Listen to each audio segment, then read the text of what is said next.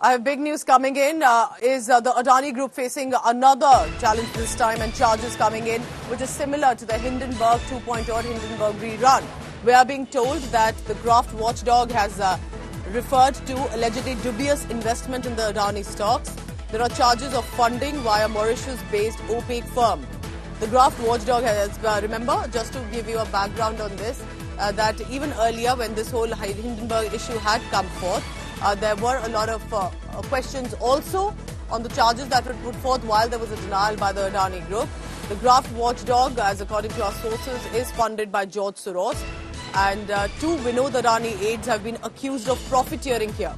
The investigation had revealed that mystery investors traded Adani stocks. Adani Group earlier called the charges baseless, but this is again another push that has come against them, and this is with regard to dubious funding, and that via Mauritius-based Opaque firm, and that mystery investors have traded Adani stocks.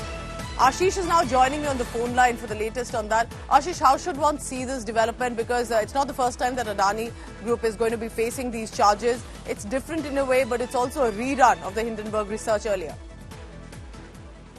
Exactly. I mean, you're bang on target when you say, because ever since the Hindenburg report came out in the public in January, there have been at regular intervals allegations and clarifications related to the Adani Group in the manner that investments have been made in the group by way of, say, Mauritius route or related party transactions. So in the latest round, the Organized Crime and Corruption Reporting Project, OCCRP, has come out with a report saying that their investigations have found that there are Mauritius-based opaque investment funds by the partners of promoter family itself that have invested millions of dollars in Adani Group companies.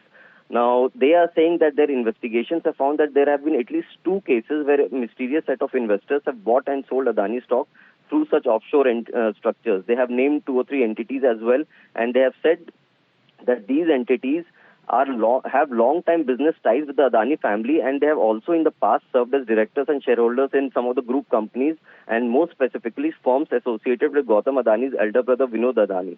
Now, if you remember, even when the Hindenburg report had come out in the public in January, there were a large set of allegations specifically aimed at towards the way Vinod Adani, who's the elder brother of Gautam Adani, who he was conducting business, and the way he was holding stake in the companies.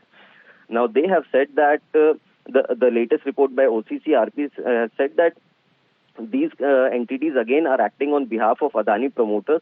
So obviously, if these they are persons Ashish, acting in concert. has there been any reference of how did the group or the watchdog really manage to get to the charges they are coming? Whether it was any sort of technical evidence, whether it was emails, any sort of interactions that they've managed to hold on, or that perhaps has not yet been revealed. So what do you say to that? How are they making these charges that have surfaced according to them?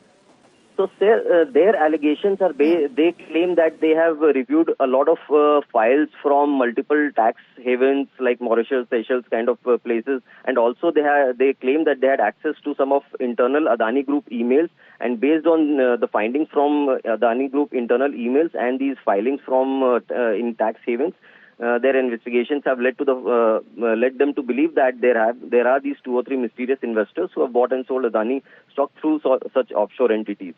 So if you look at the report, they claim that they have their allegations are based on internal mails and also filings that companies do in these tax havens. So much. Our senior associate editor at Business Today, Ashish Rokhiyar, telling us about what exactly are the new charges, how possibly is it coming for against Adani Group, and what do they have to say this time? Earlier they just called it baseless, but remember Adani had to literally put out video statements, not just for investors but also for the larger public. Will that happen again? Thank you so much, Ashish, for the latest.